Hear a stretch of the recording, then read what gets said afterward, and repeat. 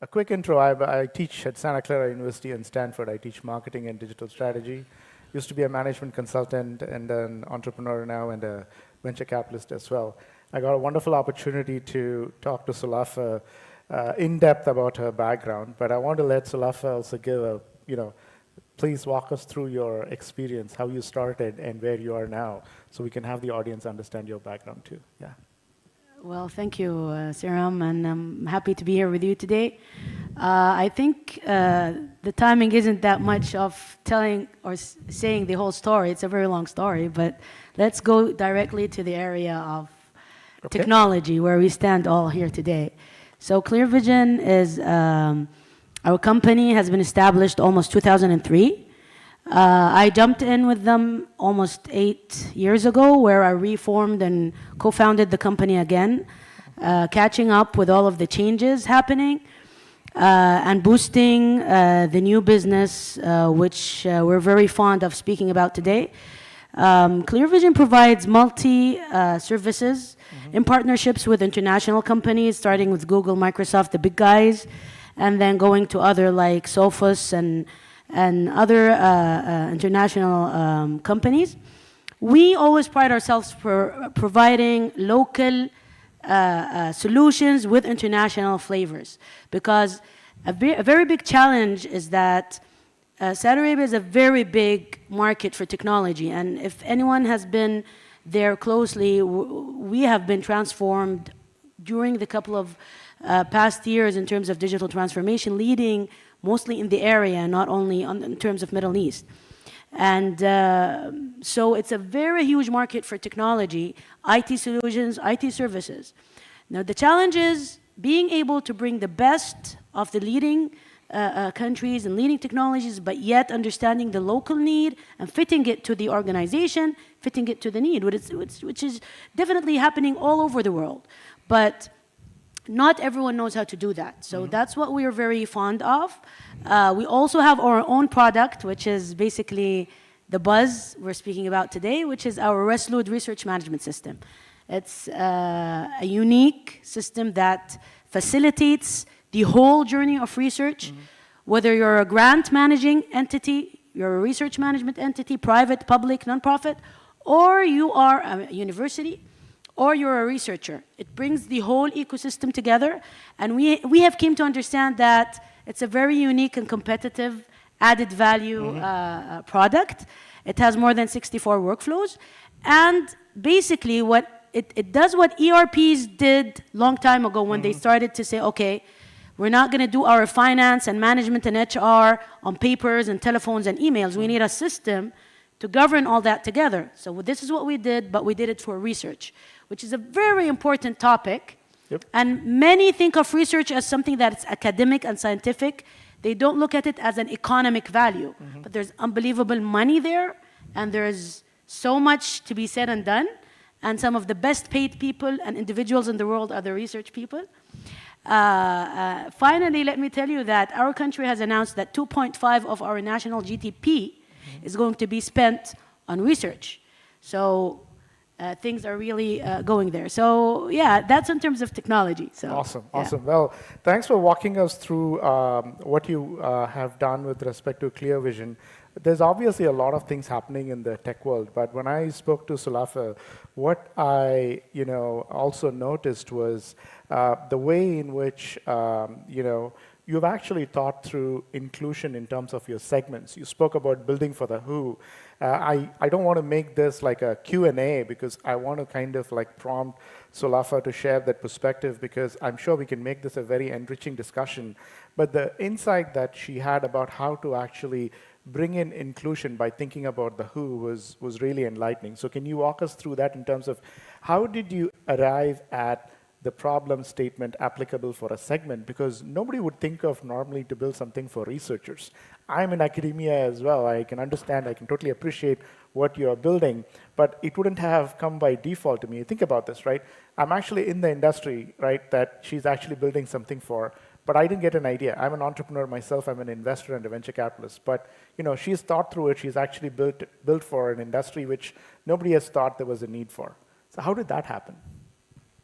Well, I guess part of it is keeping an eye open in terms of So part of it is discovering, like, when you have a technology mind, at the same time, a business point of view. So let's say you started developing a solution for this client years ago, and this is where we started. And then suddenly you discover that this is a very well-needed solution everywhere. So thinking about the who, meaning, this is what I meant. It's that when you think about products and technology, it's all about the what. What should we do? Where should we bring it from? What are the facilities? What are the high-level technologies that we're adding on? What? But inclusiveness brings us back to the who, meaning that I have to put myself in the feet and see with the eyes of the audience to be served. And this is where the whole idea of inclusiveness starts. It's seeing through the lenses and eyes of the others. And thinking and including them in your journey of development, your journey of design, your journey of production. Yep. And so when we're thinking about this, when we're in the research process, there's these little bits of policies and procedures that take time and effort to follow up and do. So when someone takes off the researcher's shoulders all of that homework, he has more power and energy to research and innovate than doing all of that day-to-day work. I believe inclusiveness is as much as you speak about humanitizing technology, basically. Because we get so fond of technology and the numbers and evaluations and all of that, and then sometimes the main aspect, which is serving people through technology, gets lost in the process. And to me, my main value of technology, I don't consider myself to be that IT nerd or, no, what really motivates me is being able to make things better with technology. And I'm sure we all had an experience where we were dealing with this system or that software where we said, okay, I'd rather go and speak to someone or provide my paperwork, please. I want to knock a door. Give me a way to deal with things away from this technology. It's not really serving me. So to me, if IT and digital transformation and IoT and all of these new things don't really make the world better, don't give us humans a better space to be what we are, then we might as well not use it or not develop it. So beautifully said, beautifully said. You know, we speak so much about the concept of design thinking, which is actually building for the user. There's a very famous quote that Jeff Bezos has a chair in the room when they're making decision about products because, you know, he wants to actually think about making decisions from the user's perspective, think about the who, and make sure that you're thinking about who you're actually making the product for. In the valley where I'm from, we are so proud of the culture around design thinking, and, you know, we are actually like, you know, we take a lot of examples from the Googles of the world and the Facebooks of the world, but here is a startup, and ClearVision is a services company as well as a product company. Here's a company in KSA that's actually incubated a startup and so beautifully built a product thinking about the user segment that they want to actually, like, you know, identify the need for and build for that need. And it's built for purpose. So that's actually a very beautiful connection.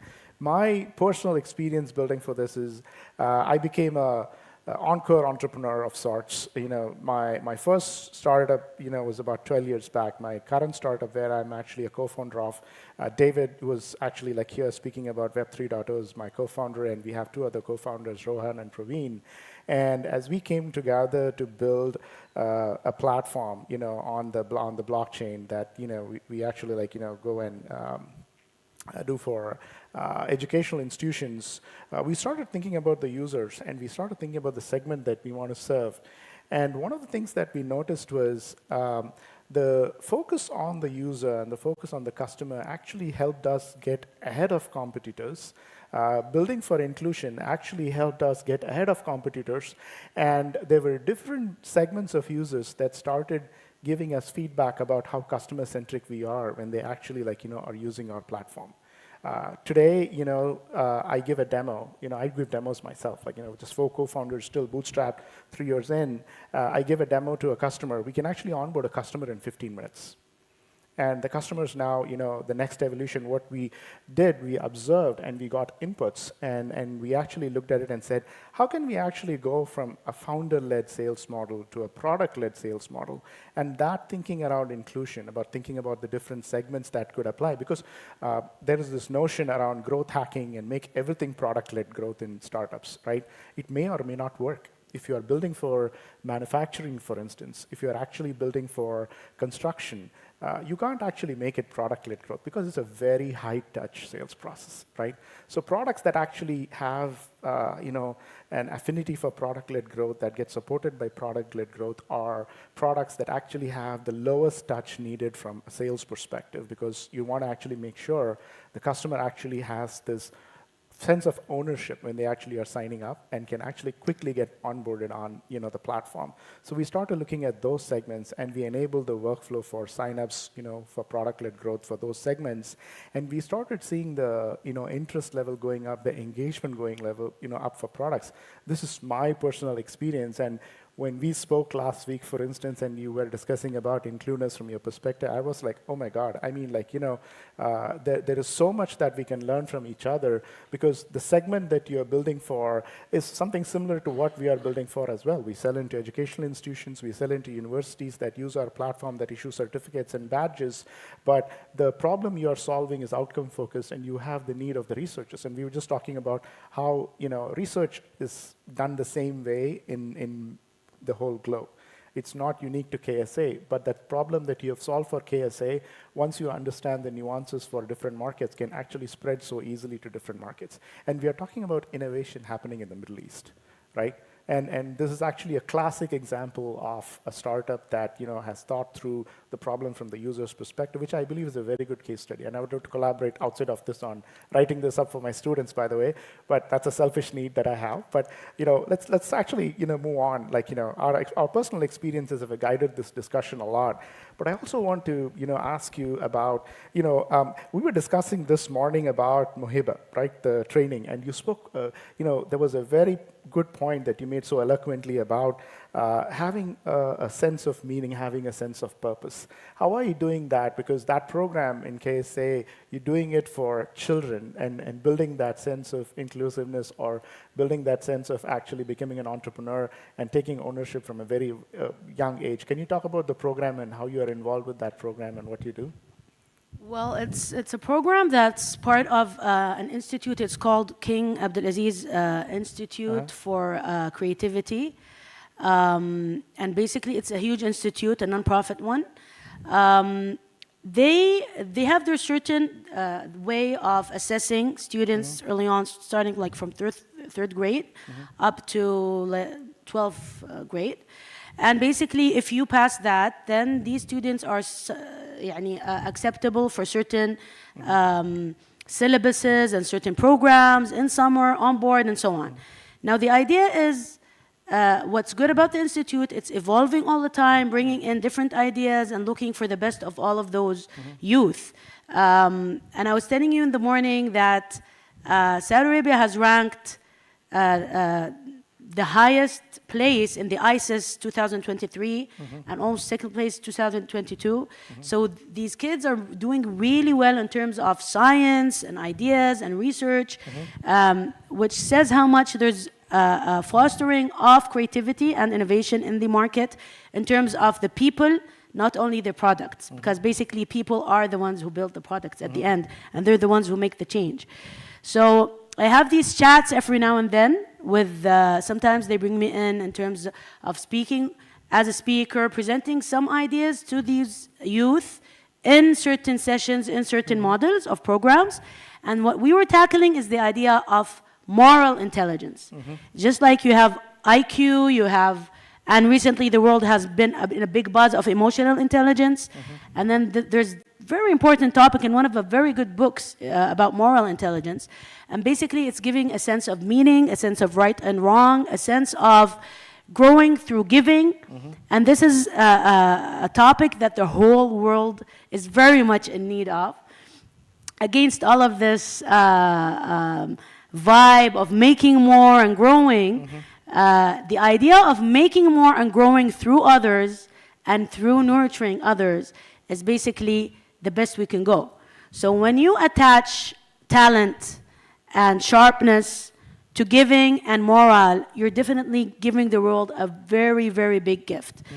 And this is what we're speaking about. If you start from that mindset, you can be inclusive in more than one aspect.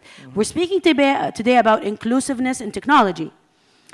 Because technology is such an important topic and basically taking such a big space of thought and headlines in the world. But yet, it's just about a mindset.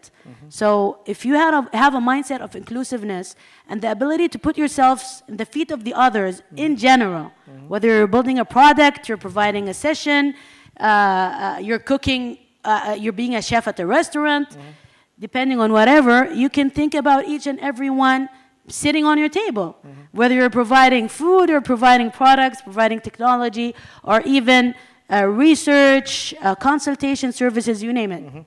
Perfect. Yeah. I got to ask you one more question. Going back to how you identified the need for your the product around research, right? You actually never built the solution. The 64 workflows that you mentioned. Now, imagine building a product or a platform with 1 or 2 workflows, right? And building 64 workflows, and obviously that didn't happen on day one, right? How did you start? What was the journey like that helped you identify, here's what my core is, and this is what I need to build for, and this would take care of the needs of the majority that's there in this segment, or at least apply for different segments equally, so that I know that this would work in the market? Like, how did you come about that? Well, I guess one of the things that really served us well is that Clear Vision is a company that's been around for like 20 years, has a very big variety of customers, between public, semi-government, government, nonprofit, and startups, and a very, very big variety of customers. So when we brought Resolute, this research product, out of the company as a product, basically we had the time and capacity to sit back and think. Is this really worth being dealt with on this level? Are we driving forward? Because you do know when it's a 1 to 2 time solution, it's not like when you're serving as a product. That means there's R&D, there's ongoing development, and basically you're thinking locally and internationally. And we've been recently started a program, it's called IT Co-Sell. We started with Microsoft, because when we met with them, they were like, okay, we have not encountered another software like this. And to me, it was beautiful news to hear. And so that means now we're thinking about local and international. And so the idea is, once you understand that, okay, these are my audience, especially when you're speaking about a niche market. Yani, our product is not the kind of product where you talk about in like everyday social media, because most of the people watching or listening are not really interested because they're not researchers. So it's a very niche market that needs to be tackled in an inclusive way that is attached to that market. And which brings us to the idea we were speaking about, that inclusiveness doesn't necessarily mean thinking about everyone all the time. It depends on who you're targeting. And which brings me to a question. Let me ask you about your software. And the startup you were just speaking about that you're invested in. So what's your target audience of that product? Interesting question. So, I'll tell you the journey of how we got to that. So, of even how I became a repeat co-founder, right, an anchor entrepreneur. So, I got a call from, my classmate from undergrad. In fact, Sham, who's actually sitting right in the back, is also my buddy from undergrad days. That's how connections happen, right? So I get this call and say, hey, you are in the Silicon Valley, and my friend, his name is Paul Chandran. He actually calls me and he said, I have my cousin. You got to actually talk to him. He's got a great product, and since you teach and you actually are out in the space, you got to actually talk to them because they are building a product that can also, apply. So then I connected with David. We have a conversation. David gives me a demo of the platform.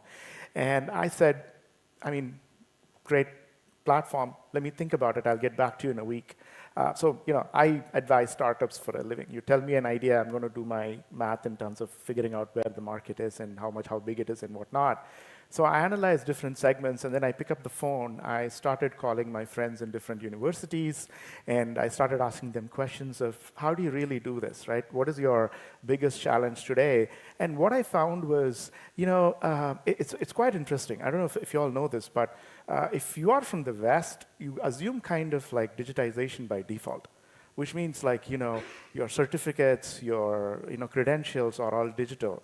But, it is true to an extent that digitization exists, but it's not the digitization and the availability that matters, but it's the verification of the credential. Like you move from India to the US, let me tell you this, it's going to take you 3 weeks to get your degree verified from a university in India. Okay, and I did way back, and what resonated with me was the fact that there was this wildfires in California. Literally, this is actually very personal for me and for Praveen, who's also my co-founder, who's in Australia. We were hit by wildfires in both countries, and all I could pack in my car were like 2 bags, okay? 2 big suitcases with all our clothes and belongings, and the one thing that I took was my actual paper certificate that I got from India back in the 90s. So I knew this problem around verification is going to be huge, because if I lose my certificate, I'm host, right? So the problem of verification presented a very interesting opportunity. So we have the use cases, we have the segments it applied, and the validation of the problem, so we marked a check. So then we looked at what is the intersection around issuance of the credential with validation or verification of the credential and its use around like how it's even shared. Like, when we go back, we share pictures of this event. But when you get a certificate, if it's digital, you immediately share it on LinkedIn. You want that recognition, you want that gratification. So different segments like training and certification had that need around gratification. So we started identifying these use cases, and then we mapped. So, when I spoke to, registrars of universities that I was, friends with or that I knew, I had certain different set of needs. When I spoke to, students, I had a different set of needs. I spoke to B2B companies that did training, and that did, certification. They had a different set of needs. But the common thing was everybody was issuing a certificate or a badge. Everybody was actually interested to verify that quickly, and everybody was actually interested to have their learners share it. So that need was common across the different segments. So we identified that need, and I was able to quickly validate. And that validation is what I went back to David with. And interestingly enough, beginning of COVID, what do, right? You're sitting at home doing nothing, absolutely. And so I had all the time. So we worked out the market, and my co-founder Rohan reskinned the product completely for the education vertical, the training vertical. So we built the minimum viable platform for the mapping that we did, so that it was inclusive across all the segments. At the same time, from a user experience perspective, we looked at what's the frictionless experience that we can provide, right? What's fascinating about the Middle East, Southeast Asia is the pace of digitization, even when you're paying, is so much that you can now tap your phone and pay, right? It just started in the US, even though the US is known for innovation. Okay, believe it or not, it's just a couple of years old. We never had waiters coming to our tables with the terminals where you could tap. I could see that in Europe happening many years back. So, even though the US is known for innovation, right, it's not actually like the early adopter of all the innovation that's happening. So what does that tell you about the segment, right? There is going to be early adopters, there's going to be late adopters, and it's depending on where you want to get market traction that you should focus on building your MVP, and that's our journey at Hyperstack. We actually mapped all of this, and that's how I became a co-founder. They said, oh, since you have done this work, would you be interested? And I said, yeah, sure, why not? And I don't want to date myself, but in my 40s, I became a co-founder again, and it was very exciting. My other co-founder is half my age. What's interesting is our focus on design around the ethos of making it user-centric and making sure that the product is inclusive, and we actually respect the user. Like you mentioned, you build for the who, and then they what you have built. There is that affinity that gets created, and that motivates you to build more. So you build the core for the who that you want to serve first, and then you look at what are the other needs, and then you build around. Sorry, I took more than 5 minutes, but hopefully that story was interesting, yeah? It is. It's very impressive, actually. Thank you. Yeah. And this is what's good about innovation. Yeah. Your field it keeps you alive all the time. Yeah. I can see when you started speaking about your product, you lighted up. So Oh, yeah. I can see how passionate We you are share the about same it. passion, yeah? Yeah. And at the same time, I think this inclusivity thing, by the way, it keeps products alive. Yeah. And it keeps the human side around the products alive, which basically in the selling, if we want to go to the business part of it, marketing experts and business people always tell you speak to the feelings, speak to the emotions if you want to sell something. Yep. So basically, this is where inclusiveness takes us. Yep. It helps you connect to that side of the people you're selling to. Yeah. So whether we tackle it from a moral side, a productivity side, a technology side, or even the money and business side, they're all benefiting from the idea. And as we say, and I think Google is very much a leader in terms of inclusiveness and equity of products. They're the huge and giant people. Why should they keep thinking about this?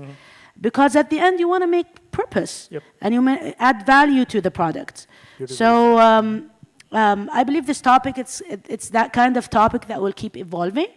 And there are new theories that are going to come into it. It's not that, that's bulk. It's you only have it for like a couple of years, 7, 8 years ago they started on it. So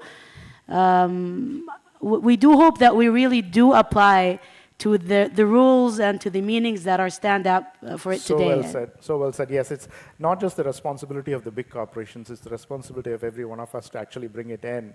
On that note, Google, as we know, is a big, company right now, but they still behave like a startup in terms of how they build products, and, the Valley is known for that. But one point that I want to add is, every startup actually has investments that come in. What made the venture, and I do research on venture capital ecosystem in the US. As an investor, I have passion around that. And everybody thinks, that the notion of venture capital actually started with the Kleiner Perkins of the world in the 70s, or, the Axel, or, other, firms like Sequoia that came in. But that's actually not true. Anybody here knows, who was the earliest venture capitalist in the US? Make a guess. I'll throw an Amazon gift card if you want, more motivation. I don't have a clue. Sorry. Anybody?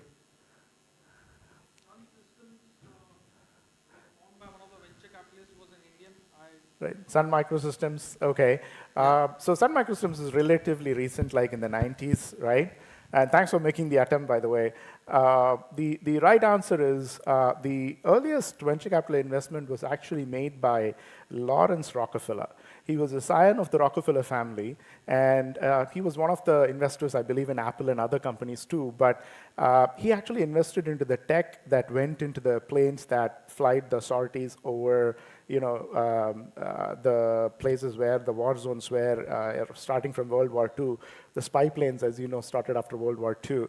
But the reason why I bring that up is there was this early notion of how the Carnegie Mellons of the world, Andrew Carnegie and Andrew Mellon, these were all rich families in the US. And you got to think about this. They actually invested in innovation way before any venture capitalist even came about. Right? Venture capital as an industry was actually formed in the 70s, but they were the ones that actually wrote the term sheets that actually dictated how much investment they made. But they were the ones that actually nurtured that innovation, because they understood that if they were not inclusive in bringing in the new entrepreneurs that were coming in with ideas, they probably would go out of business too. So they wanted to actually create opportunities for themselves too, which could be a selfish need, but their foundations were the ones that set up the Vanderbilt universities of the world, the Carnegie Mellons of the world, right? And they were the ones that actually helped. So that sense of purpose that you spoke about, that sense of inclusion that you spoke about, was enabled by the investments. In fact, I'm from India, so as you know, C.V. Raman is a professor that actually went to the US. He actually wrote a letter to the chairman of the Birla Group in India. I was just there in the BITS Pilani Dubai campus yesterday talking to the director, and he was sharing with me this golden nugget, which I thought was an excellent example of how someone thought through of supporting, somebody that was not in their realm immediately, but which they thought could have an impact on the broader humanity. Raman's spectroscopy, the methods that, he created for which he won the Nobel Prize. He wrote that letter saying that you give me this money and I will actually give you the Nobel Prize. Okay, and that family actually invested. There are multiple examples of this, of families that have actually done this. And we are thankful for that because advances in technology cannot happen without somebody having that vision for that investment, without somebody thinking that they have to have a broader impact on humanity. So that is something that I wanted to share because it's not just about building products, it's also investing in products that could have a broader impact, investing in that innovation that could have a broader impact. Yeah. Yeah, that's interesting, and I guess that's your game. Yes, absolutely. Speaking about the developing the investment mindset. Yeah. And I must say, the way you put it is very much inviting because you're trying to tackle being an investor from a different side. And I remember you told me a while ago that you find it, the difference is that now everyone can invest in new technologies with small amounts.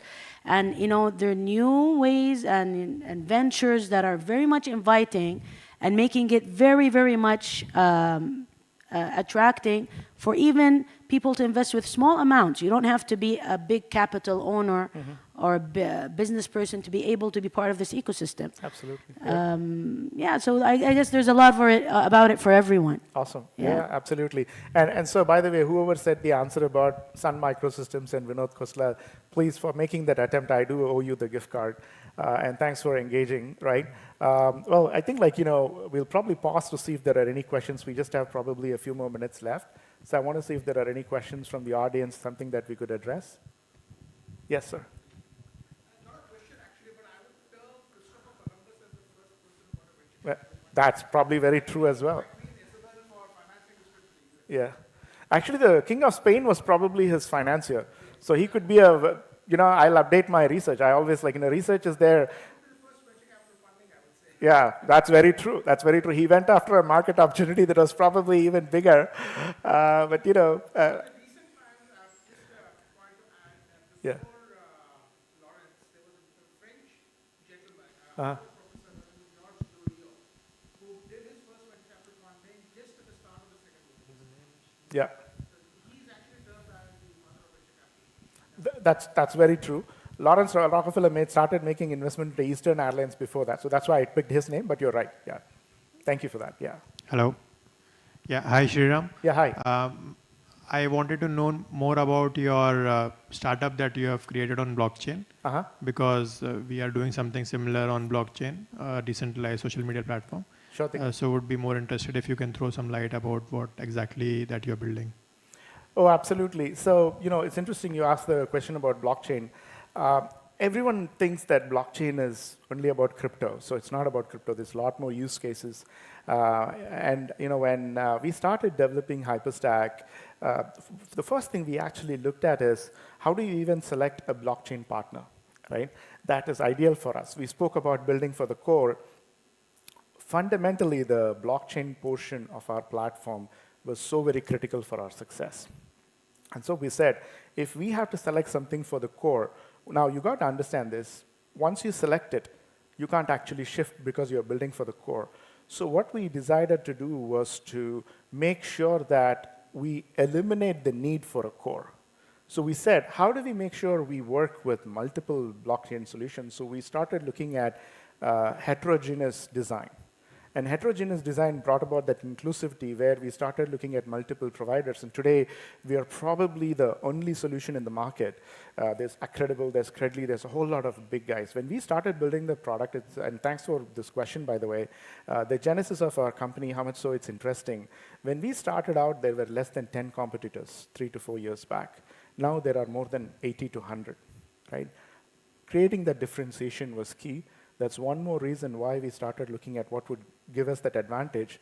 So we started looking at blockchain providers and we said, we want to build the greenest, most sustainable platform at the same time supporting the heterogeneous need for multiple blockchain because there's not one standard. There's not one provider that you can actually go with. You could actually go with multiple providers. There are more than 400 tokens, for instance.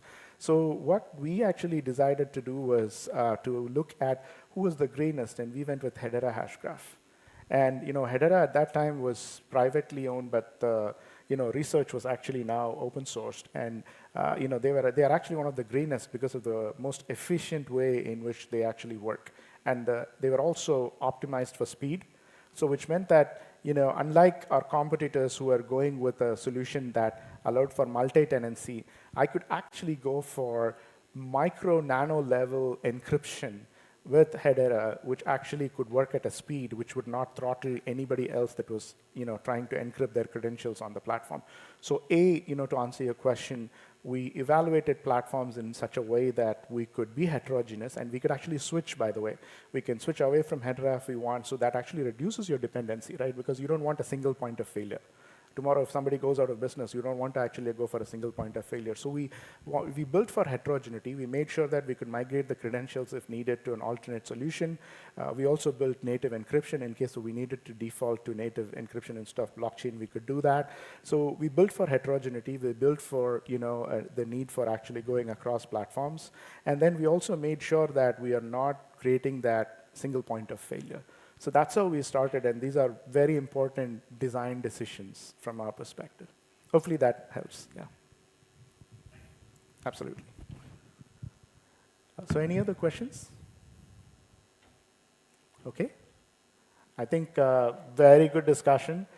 Yeah, very nice. Thank you so much, Sulafah. Thank you for, always blessed to be, in discussions like this, which brings in different perspectives. And thank you so much, for your time as well. Thank you for your innovation and very rich background. Yeah. Thanks for the audience for listening. Yeah, thank you so much, and thanks for the conference organizer. Yeah, thank you.